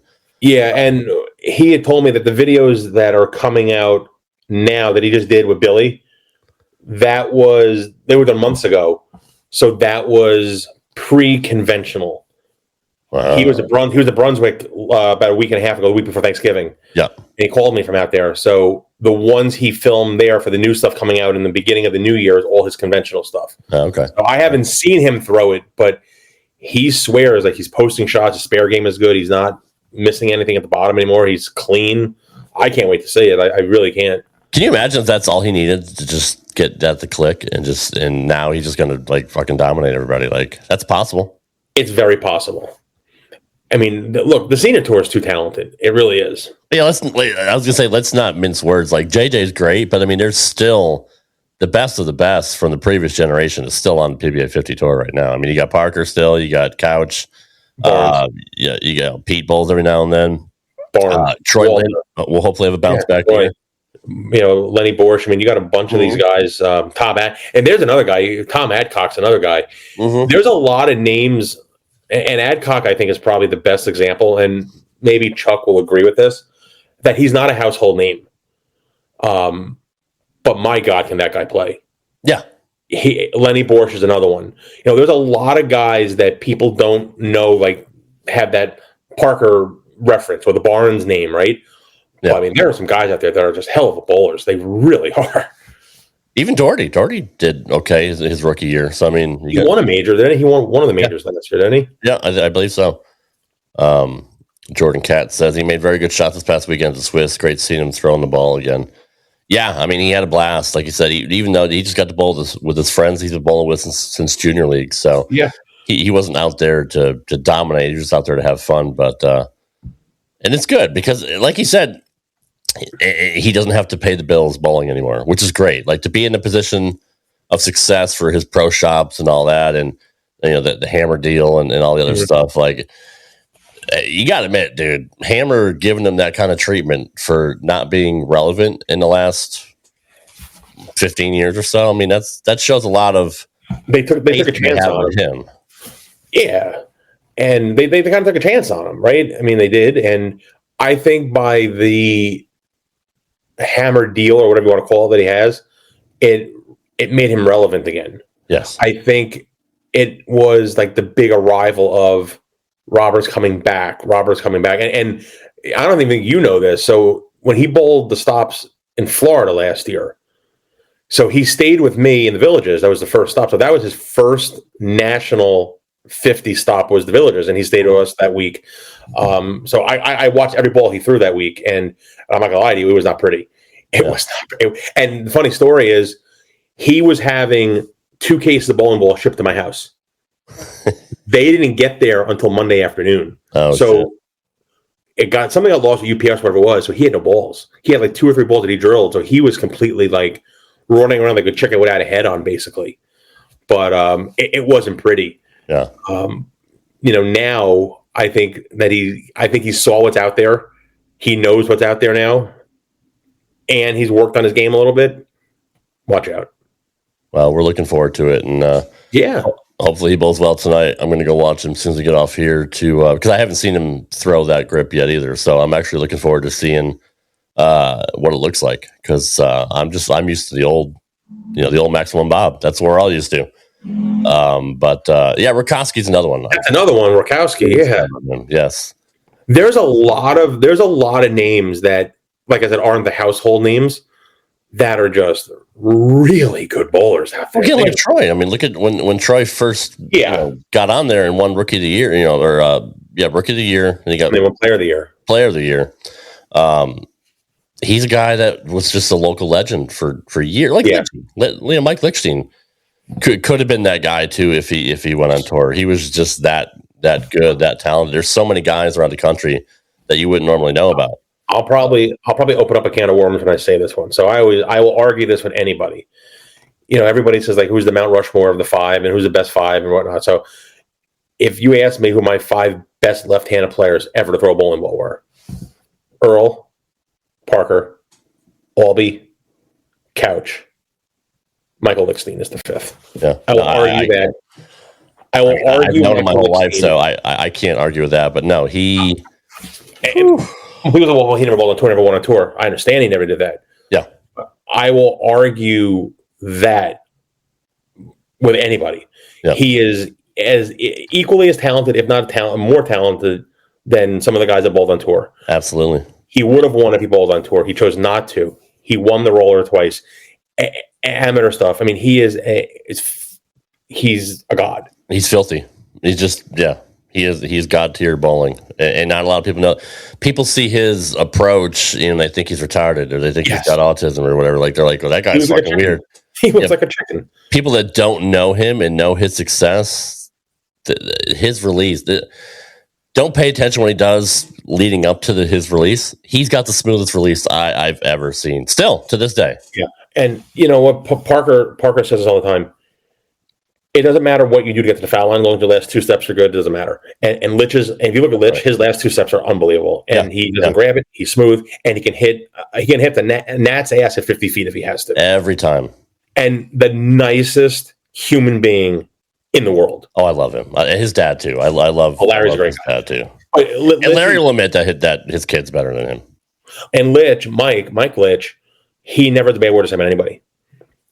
He will give you the shirt off his back. I mean, he roots for his opponent. He never says it boo about anybody. He got a bad deal with getting kicked out of Bradley once they sold out and all that. He had his pro shop there, and it's unfortunate what the disrespect they did to him, because I grew up there. He was a god at Bradley Bowl. I mean, that whole area, the whole Northeast, the whole New England area, up and down the coast. I mean, I used to remember Litchie coming to all the world match games at Carolier and the New Year's Day, the 10 gamer. Mm-hmm. I mean, he would come there all the time and he would just run everybody over. Yeah. It didn't matter. It didn't matter what you put down. You know, for years there was always the speculation of we blocked the left out or whatnot, and Litch would still make the final somehow. Yeah. He was just that talented. I'm glad to hear you say that, because I've preached that for years. Just seeing him firsthand for years. He's older. He's about 5 or 6 years older than me, but I mean, I grew up watching him, at Bradley Bowl. And, PA is another one, and Chuck just said that as well. PA is very, very good. Yeah, and I was wondering, does PA ever bowl to 50? Or did he just stop bowling? I don't think Patrick bowls anymore. He runs a shop in New York. That I know for a fact, because I haven't heard his name in a long time. I don't think he bowls anymore. I don't. That's. I don't know if he got hurt or if it was just a preference. I don't know. We're going to try to get him on the show, because that's a guy I would love to talk to. Bill O'Neill will be another one. There's a lot of people I want to get on here, which was our contacts. We should be able to get pretty much whoever we want at this point. But PA, if PA would have stayed on tour more, he would have won probably over 20 titles. Yeah. That little stretch in the early 2000s, I mean, he was best in the world. He was on TV all the time. I mean, him and Barnes were just, they were the guys, at that time. And I've tried to get Mikey on the show. He's not a very public person. His dad's working on trying to get him on, but I'd love to reconnect with Mike. And Larry will do it all the time. And yeah, we had him on last year. He was so good. Litchie's great. Larry's great. He literally walked around the parking lot at the bowling alley just talking to us for an hour. He did that with us the one year we had him. He was in in the RV, and he was literally driving to get a better cell service, a better reception. Now, he's the best. Litchie's the best. The whole family, they're aces. They are great. And it is another great bowling family, like the Bones. Yep. Speaking of which, I talked to Parker recently, and man, you want to talk about a busy guy? Like, man, even now, like, he's on the road all the time doing something. Like, he is just super, super, super busy. But a great guy. One of my favorite guys on the planet. I think he's all right. Come on, I know you bust his balls, but that whole family is phenomenal. I mean, literally, just top notch. Brandon just took down the Vialli's Megabuck thing. I saw that, dude. That kid is too good. I'm telling you, he's a Pete, dude. Like, doesn't know shit about whatever he wants. He likes his feel, he likes his shape, and he just he goes with it. He just goes with it. Like, he just fucking he's going to be a legend if he sticks with it. I guarantee it. He just has that much raw talent. He has it. I always say, like, you have it. He has it. He does. And he's a great person. I mean, like, fuck me, dude. Like, Leslie and Parker raised some really good kids. I mean, that's just... You know the best way I describe Brandon's game? And this is the God's honest truth. He is his father at the foul line with Couch's release and ball roll. Yeah. With more ball speed, but he has Couch's release and rev rate, but his father's approach and balance the line. And I think that's the perfect combination to make him. That's what I think Brandon is. That's the perfect combination. And he hadn't even hit his stride yet. Like, Jesus. Yeah, he's not 21 yet. Oh, he's not. I thought he was. No. Justin just turned 21. That's right. I don't think Brandon's 21. I think Brandon's going to be 21. Yeah. Damn. He is. He's scary good. He is. And there's a lot of good kids out there, like Eric Jones, Nathan Fiore. But once Brandon hits the ground running, even Barnes is kid. I mean, he's good too. But I think Brandon's going to beat them all, honestly, if he wants to. Yeah, and I think he does. I mean, I think it's obvious. I mean, the kid lives, sleeps, and breathes the game. I don't think it's going to be. It's in his DNA. Literally, like, yeah. You want to talk about coming from royalty, dude, when it comes to the Bones. Well, exactly. That's like the Barneses. That's like the Webbers. Yep. Even to the McCunes is another one with Eugene and his father with Don McCune. I mean, it's the same thing. There's a lot of royalty, if you want to call it that, right? Kevin's great too. I'm waiting for Kevin to hit his stride at some point too, because I mean he's got the talent. He's a good kid. You know what's funny about Kevin? We're getting back to Robert. We're talking about Robert with the conventional grip or whatnot. Yeah. Kevin throws 15s and 16s, correct? Yeah. With different specs to accommodate the weights he's throwing. Right. That is even more impressive than Robert and his conventional grip. That is hard to do. Like, you're going ball to ball, the pound. I mean, you may not feel the difference in the pound, but when you're talking about different specs and different pitches to accommodate the 15s against the 16s, oh my God. Yeah. And still throw it that good. Yep. In fact, he was even, when we had him on the show, I don't think it was last year, maybe the year before, when he had a really good year, he was still frustrated with himself and thought about going two-handed just to see, what would happen. He doesn't need the extra support throwing with two hands. Yeah, I agree. He's probably the closest to a two-hander that throws with one hand. Does that make sense? Mm-hmm. Mm-hmm. Because of his rev rate, and his power, he doesn't need it. Like I was, Robert was a two-hander before the two-handers came out to the surface. Right. Himmler was another one. Even if you go back a little further, remember Kelly Kaufman? Yep. I mean, those were the guys who were like they had the power of a two-hander before the two-handers even were an idea. And how EJ does it is remarkable. Sick. Have you ever seen him throw it live? No, I haven't. I saw him in the Holiday Double in St. Louis a couple years ago. It was the first time I ever watched him live, and it's like a rubber band. Yeah, and you like when you flick a rubber band and it goes up. That's what it's like. It's unreal to watch him at the bottom. It's unbelievable. I was gonna say, you want to liken that to Pedro Martinez, like who was skinny as a rail, right? And he's throwing 100 miles an hour before anybody else was doing that. Like, and yeah, arm motion and shoulder motion is just amazing. So, have you been following the PBA's list of the top 25 bowlers in the past 25 years? No, I haven't. Have you seen that they were putting on social media like a couple a day? No, the list is interesting, and they break it down by like TV shows, top fives in the majors, titles, majors, and whatnot. I think they got to 3 today, number 3. I think Barnes was, I don't know, maybe somebody can correct me, but I think Barnes was number 3. Mm-hmm. So then obviously it's going to be EJ and Belmo being 1 and 2. Yeah. I think their list was good. I think their order was a little bit odd. Again, my 2 cents. What the hell do I know? I'm just a nobody in this world. I mean, Parker and Walter and Albee, like they got to be top 10, right? This was from 2000 to now. Oh, I'm sorry. Just you said Past okay. 25 Past years. 20 years. I'm sorry. I misunderstood. Okay. Yeah. Okay, I mean, Duke was 3. Okay, Duke was 3. What was Simo top 10 at least? He was maybe 8, 7, 8 around there. Makes sense. That makes sense. Okay. There's a name that I actually crossed with her 1 year at the I'm watching Sperone. Michelle Feldman. Yeah, I have a great Michelle Feldman story, but I can't share that here. Oh, come on. I can't do it. But I crossed with her and Machuga at the U.S. Open at Carolina 1 year. Mm-hmm. Machuga was tournament leader, and she was unreal. She threw it like a goddess. Yeah. Oh my God, she did not miss it at the bottom. Yeah, but I'll eventually tell you my Michelle Feldman story one day. Simo was 8. Okay, thanks, Chuck. Speaking of women that can throw it, I saw Daria was getting back on the lanes again after breaking both her arms. Man, that's holy shit. That's hard to do. How did she do it? I think bike riding. I think in Europe or something like that. I think, if I'm not mistaken, she fell off a bike or something like that, but broke both her elbows. I believe it was. That's just sick. But she's back on track to hopefully return at some point next year. But she's such a good kid too. We had her on the show. She's so nice. And hell of a following too, obviously. But that goes without saying, for obvious reasons. Yeah, of course.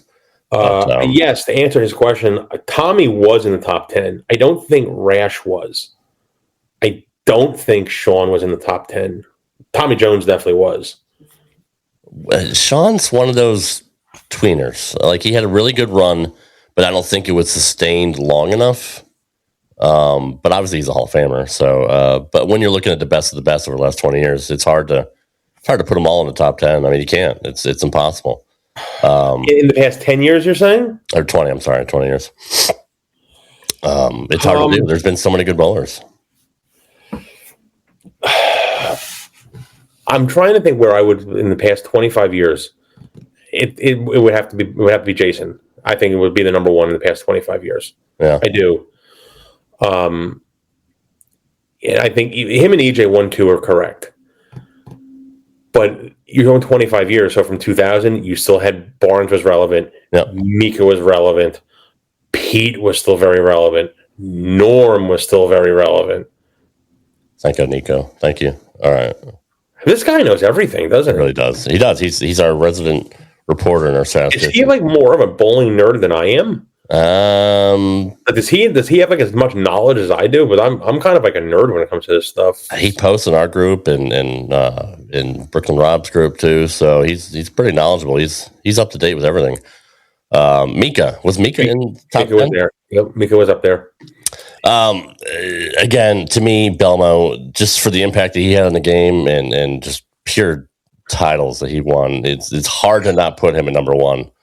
No, and rightfully so. Walter's still on the list. Walter was up there as well. But Belmo's just a generational talent. I mean, you'll never see, like a Roth, you'll never see somebody that different bring. And obviously, he wasn't the first to bowl two-handed, but he was obviously the most successful to do it. There's no doubt that, subjectively, unless EJ goes off the sheet and gets more titles than him, that Belmo would be the greatest of all time, just in modern era. See, it's hard. You can't have a discussion because it's subjective. It's all subjective. I get it. It's very subjective, but think of it this way: how many two-handers you'll see in the sport 10 years from now? 80%. Oh, absolutely. You know what I mean? Like just the sheer impact. Okay. So let me ask you this. From the titles. So let me ask you this then: do you think they're going to stand the test of time with the body? See, that's the thing we you don't know that yet. That's the thing we've talked about. We don't have that kind of data as to what are the long-term results from throwing it that way. Maybe it's easier on the body. Maybe he won't have the shoulder problems because he's got the balance hand too. He kind of like cradles it. It's like a cradle, basically. Yeah. But when he throws the ball, like he says, I still throw it one-handed at the line. And he throws it really good with one hand. Really good. Yeah. I mean, people I would love to challenge him to say, you know what, bowl an event with one hand and see how you do. And I think he would compete. I don't know if he would win, but I can see him being competitive with one hand, but he throws it that good. His form is good. His fundamentals are good. I mean, getting to the line, he looks really good. Like mechanically speaking, it's good. Mechanically speaking, he's a one-hander when he hits the line. Like he's again, what Parker said, doesn't matter what you do up until the line. He still throws it with one hand when he releases it. Nobody throws it with two hands at all. No, they all throw one hand. Everybody. What's the fucking problem then? I'm a traditionalist. We're around the same era, Mike. I'm a traditionalist. I mean, I don't get bent out of shape about it. Like, oh god, what's his nuts? Who's the Voss? Voss was just fuck it. I hate it. Fuck everybody. Like he went scorched earth on it. But it's almost because there's like a different way to do it, which leads to a better way to do it. And if you don't know how to do it, you're sour because you can't keep up with the Joneses. You know what I mean? Yeah. That's the thing. And look at Walter. Walter knew he was kind of like becoming obsolete. And then he taught himself how to throw with two hands. Not saying that he was Belmo or Oscar or whatnot, but now he put that trick in his bag for when he needed it. That's right. Just like Simon throwing a backup ball. Exactly. I mean, it just... Exactly. You got to use it. You got to use it. If that's what the lane dictates. That's what the shot dictates. Fuck it. I mean... You got people, dude. Bowling's a game of tricks. It's always been hand. Like the whole time, it's nothing but hand. It's a game of tricks, and it's a game of inches. And who has this. And the one guy that I think has this more than anybody in this era is Barnes.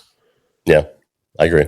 I mean, forget JJ. JJ's different. I'm not talking about that. I'm talking like JJ's literally a Terminator. Like JJ's a cyborg. He's a walking MacBook, is what he is. No, he is brilliant. But I think Barnes is light and day, just a genius with the game, knowing equipment, knowing how to manipulate roll, change releases, change your roll. Yeah, I mean, the guy has 49 different releases.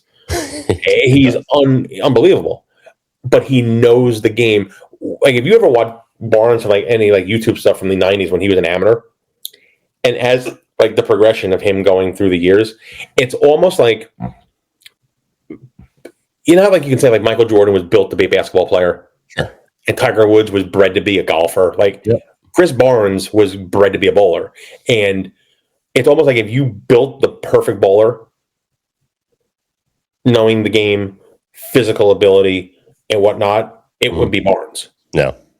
It would be Barnes. Like I think that is the perfect example. That is like almost like the perfect bowler from head to toe and inside the brain, knowing the game and being knowledgeable. Do you think he got a bad rep because he was so successful and he was such he was intimidator. He's intimidating the lanes. People thought he was a dick, but we've both spoken to him. He's a fantastic guy. Grandpa Barnes is a great guy, but I think he gets a bad rep because of his fry outs and his flip outs, obviously. But then again, look at Weber. And Rash. Rash did the same thing. It's the same thing. Well, let's just call a spade a spade. He's out there trying to pay his mortgage throwing a bowling ball. Sure. Okay. He's not out there, at the US Open, trying to make friends and whatnot. That's number one. Yep. Number two, he also caught a bad rep, I think, when he had that really bad streak on TV. Right. Where he just couldn't win. He'd make the show, 12, 13 times a year, but he never went to the winner's circle. And I think Marshall was the same way, dude. Marshall, exactly, literally the same story. And it was like, when's he going over the hump? When's he going over the hump? Or like when he lost to Kelly or things like that. Like people put that like a check on the bad column for him. No, like absolutely not. It's a testament how good this guy is. He's getting to the show every week almost. Yeah. What does that say? He have 18 titles, 19 titles. He should have double that probably. Things happen. Like, you get a bad break here or there. Like, shit happens. You can't take the guy's ability away. The guy's ridiculously talented. And, I mean, literally, when I watched TV on ESPN and all that, like back in the 90s and early 2000s, like he was on TV every week. Like he was literally I'm like, who the hell is this guy? Like he was literally on TV every single week, and it is amazing, like how many titles. Same thing with Walter and Parker and Albee. How many times that Parker and Walter lost on TV? Can you imagine how they won just half of those? Like, I'll give you one. 50 titles. Like, I'll give you this one. So this is from Litchie. When I Litchie on about it in the summer sometime. Litchie did a show with me. We were talking about Roth. I did a whole show dedicated to Roth. Mm-hmm. And we were talking about Earl. We brought Earl up somehow. So Earl won 44 titles, 45, 42, 40, yeah, 42, 43 titles, right? 43? So. Yeah. All right, let's say 43. Earl also had 43 seconds. Earl also, per Litchie, and now Litchie is the encyclopedia of everything when it comes to bowling, 37 third place finishes. Holy shit. So he was in a short period of time. In a short period of time. So figure that's the title match and the semifinal match. He was in that match over 100 times. Wow. So he has 40 titles, 40 seconds, and 30 third place finishes on tour. That's disgusting. Yeah. And what? He's the greatest of all time. And there's no, I mean, look, you can always argue that it's going to be generational, but he did it in a very short span. He did. And he didn't get into it until his 30s, right? His late late 30s? Correct. And he retired around what? 40s? 98, 99, somewhere around there? Yeah. Give or take. But I mean, just to look at that, he bowled for the title 80 something times. Wow. I mean, I mean, as a lefty, I idolized him, growing up. I didn't know it was that good. I mean, I knew he won a lot, but yeah, that's. And I mean, nothing special either. I mean, he like Johnny always said, he looked like shit throwing the ball, but he was boring. He was boring, but he wasn't a great commentator either. He was. No. He got the job done, and it doesn't matter. He went to the pay window. He went. Now, see, there is a guy. Somebody just typed the name in there. Now, that's a guy that I think should have won a lot more than he did. What, Brandon or Ricky? George, yeah. I mean, even Ricky. I loved Ricky growing up. And Ricky, that's where Larry Lichstein is in the center. That Ricky has the shop, and he works in Ricky's pro shop down in Florida. Oh, that's cool. I didn't know that. I didn't realize that. Yep, that's where Litchie works. He works in that center and works for Ricky every once in a while, yeah. I've told the story when I worked the truck at Bradley Bowl. They gave us a ball, and that's the teal Rhino Pro that I have that Ricky Ward had. So he won there, didn't he? He did. No, did he? I think he won the King of the Hill. Couch won the Toms, but I think Ricky won the King of the Hill or vice. I knew he won something there. He did. But yeah, I still have that ball, and maybe I can give him to sign it one day. But yeah, I mean, George Brandon was absolutely fantastic as well. I totally forgot about that, dude. There were so many good players back in the day. So many good, and we talked about Ozio earlier. Like Ozio was fantastic, but he's another guy that just could have dominated. He was so smooth. I could watch him bowl. He was one of my favorites to watch. Just so smooth every time. I know the guy you love, and I'm a big fan of him as well as Husted. And I think Husted was very underrated. I know he's a Hall of Famer. Yep. But very underrated. Machine. Absolute machine. Agreed. He was one, and another good one that I love is Ferraro. I love Dave Ferraro, yes. God, and you bring up those names, dude, like that was a who's who back in the day. You think it's tough to bowl now? Jesus, dude. It is, but like listen to what Bob said earlier. All the guys that do it today, they do the same thing. It just looks they look different doing it. Right. The guys that we're talking about did everything. Mm-hmm. Like they had an A, B, a C, D, and an E game, right? Mm-hmm. And these guys could win with their A, B, C, D, or E game. And they didn't need 20 different balls to do it. And they didn't need the ball rep in the back saying, "Hey, this is what you're going to throw with that pair." That's something I want to talk about when we have another pro on the show as well. Is the whole ball rep thing? Like, why now? Well, they didn't do it back in the day. I mean, obviously the reps were there, but they weren't like they're like a coach now. Like they weren't as hands on. But they are now. Like, I mean, they even interview him for Christ's sake. They interview, and Timmy Mack and all that between shots. Like, really? Like, I remember the 1 year at Carolier, I caddied, and I caddied Pat Healy at Carolier 1 year, and this is actually kind of funny. Chad Murphy was the ball rep for Columbia back then, and Pat was with Columbia, and they weren't allowed. The reps were not allowed in the bowlers area. They weren't. That's what I thought. And I remember every game around the 9th frame or the 10th frame, Chad would come up to Pat and say, "Okay, Pat, you're moving to 37 and 38 for the next game. By the way, 37 is 3 tighter than your left lane now, and 38 is 2 more than your right lane now." Healy knew the move before he got to the next pair.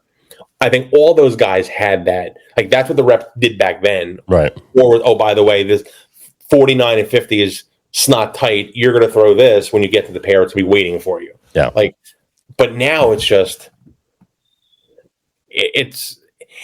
people say, well, it's like a caddy in golf. No, it's not. It's not. It's not anything close to being a caddy. Close. No. It's like having your head coach out there. And it makes me wonder, and this is no disrespect, are the guys that good or are they not that good? Do they need the help of Timmy or Brett Spangler or Chucky Gardner when he was out there, or Jeff Johnson who's on the senior tour? Like, are these guys not as good and they're just dependent on the rep? And if they take the reps away, do we get to see how good they really aren't? You know what I mean? That's a good question. That's a really good question. We should have a forum on that at some point. I never thought about it that way. Of course, the ball reps will say, "Oh yeah, no, of course, we're just accentuating them. Like they're good. We're just giving them like the little extra thing that they may not see." I don't know. There's no denying that they're talented. I'm not denying. We're not saying that at all. I don't misconstrue what we're saying at all. But I agree though. Like, what would happen if they weren't there?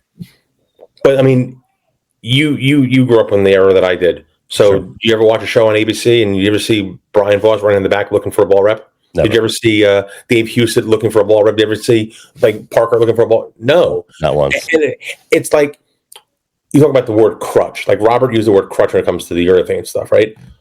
It's almost like these guys use the ball reps as a crutch. It's like, I'm not going to say names, but you see a guy on the show, 4-pin, 2-pin, 4-pin, 2-pin for his first 4 frame. Then he runs to the back and he's like, what do I do? Yeah. What do I do? Yeah. What do you mean, what do? You just went high and you're going light. Like, cut the difference. Like, you don't know what your move is. You're depending on Mr. X to tell you what to do. Like, you know what I mean? I agree. Scott brings up a good point. That's why Belmo's GOAT. We put him in any lane and he makes his own adjustments. Doesn't need any help. So you don't think Walter Ray did that? Right, exactly. You don't think Duke did that? You don't think Parker did that? You don't think Norm did that? You don't think Voss did that? I'm just asking a question. I mean, Scott, if you want to go shot for shot, I mean, it's a fair question. It's a very fair question, but I mean, do you not think Walter did that? Do you think the ball reps weren't even a thought when Earl and Roth were bowling? Let's just call a spade. When Earl and Roth were bowling, they had 2 bowling balls. Exactly. They didn't travel with 74 bowling balls, and then when they got to the stop, drill 6 new ones. Right. I'm just playing devil's advocate. It is a different game, and I've always said, are the bowlers now more equipment dependent than ability and hand tricks? There's no such thing as a trick with your hand anymore. If you throw it with 2 hands, there really isn't. Right. There really isn't. I mean, you would hear guys like, trick my release or try to go up the back of it more. Or what? They don't do that. They don't know how to do that. I hate to say. Let me ask you this: you ever see a 2-handed play right of 5? Going like directly up 2. No. You know what? I'm going to send you a picture. I don't know if you could put this on the on the feed really quick, but I'm going to send this to you. Yeah. I don't know if you can or not, but you know what? I'm gonna put it on my screen. I'm gonna make this bigger. So when people say we're playing the gutter or 2-handed, right? Mm-hmm. You tell me any 2-hander that can lay it down there. Standing there? No, I mean there. Or that's Norm. Yep. I will argue that there's not a 2-hander that can play that part of the lane. Kyle Troop on Cheetah. Maybe. I get it. Like, I mean, I've talked to Belmo about it, about, he does take hand out of the ball. I mean, he does change speeds. He does change release points and all that. We're not saying that they don't make the adjustments. I'm just saying with the equipment that's out there now, I think they become more dependent on making a ball change rather than making a change on the lanes. Absolutely. That's just my opinion. That's my opinion. No, you're That's just what I've noticed.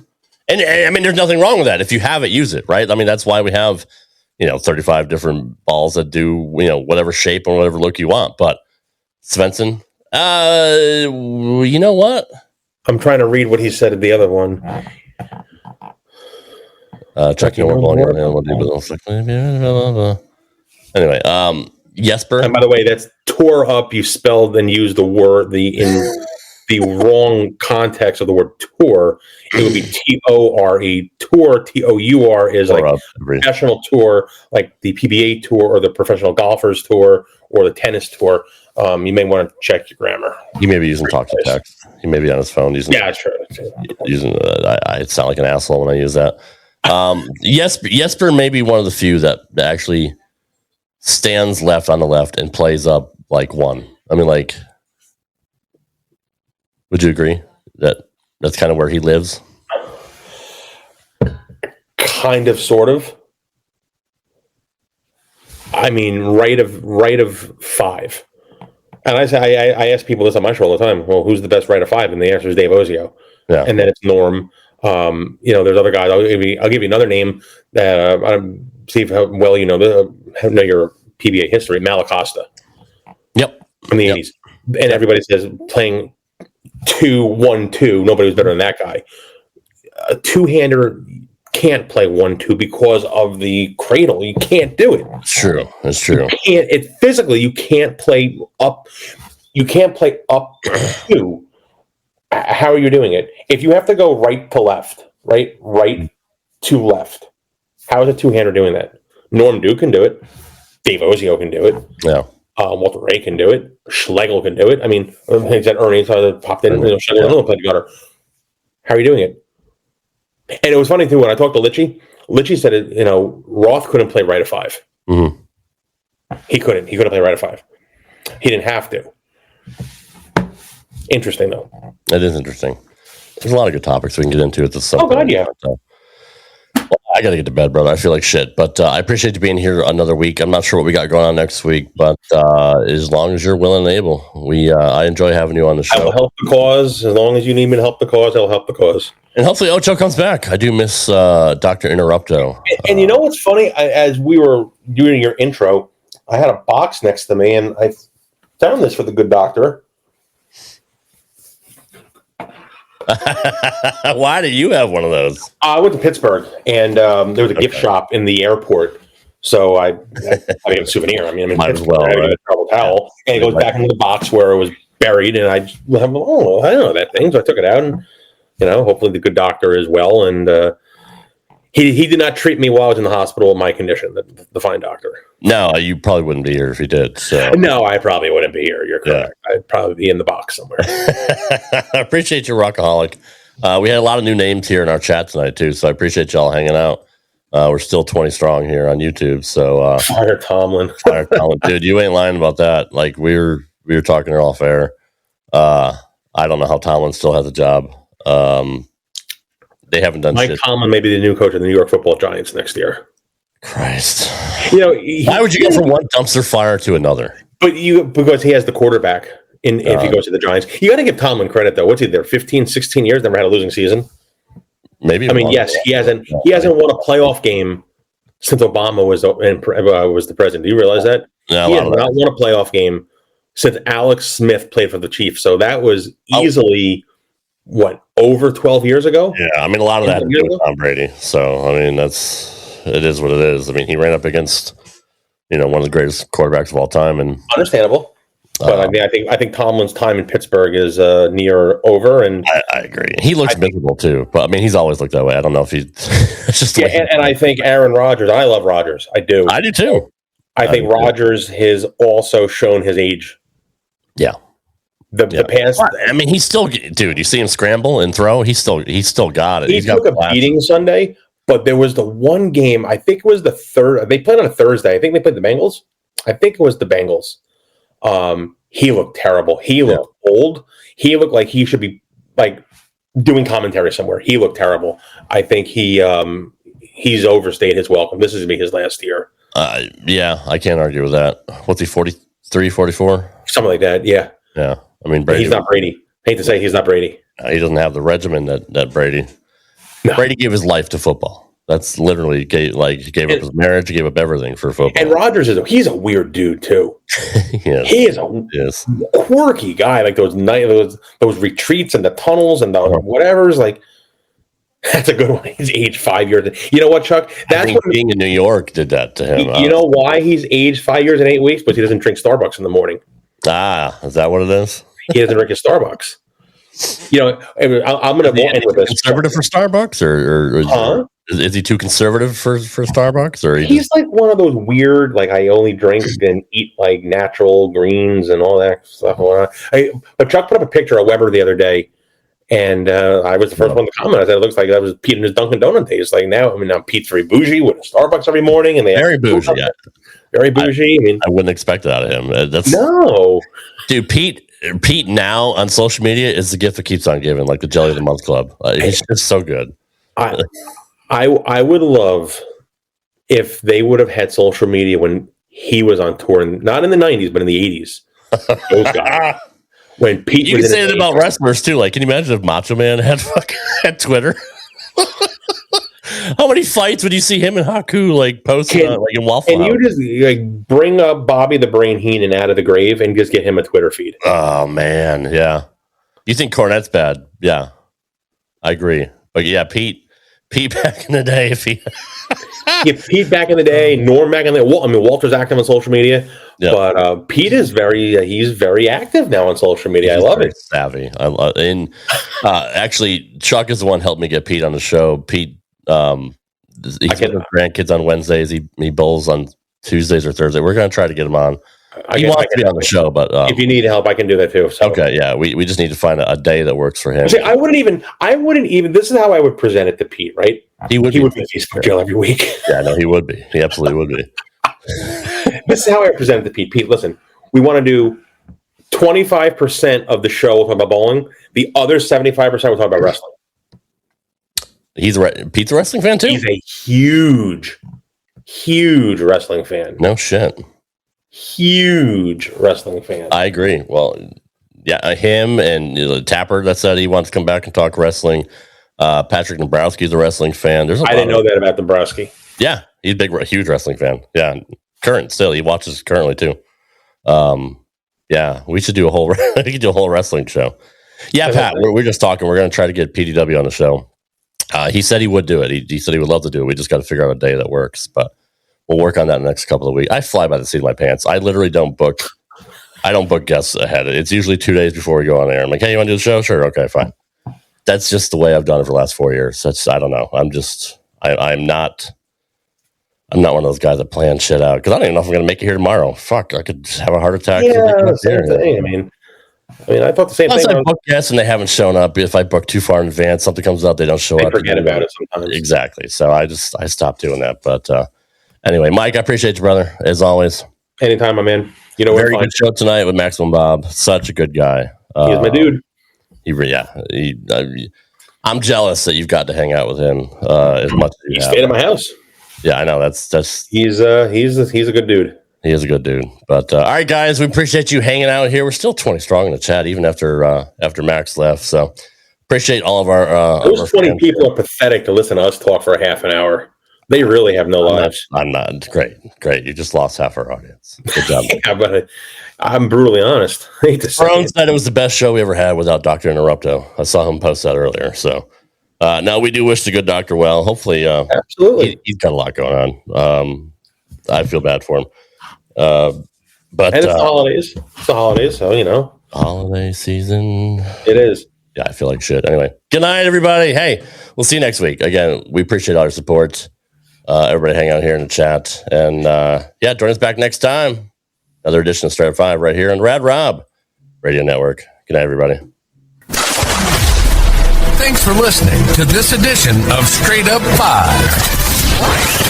You can follow the show on Twitter at Straight Up 5 Pod. Follow Rad Rob at Rad Rob Gaming.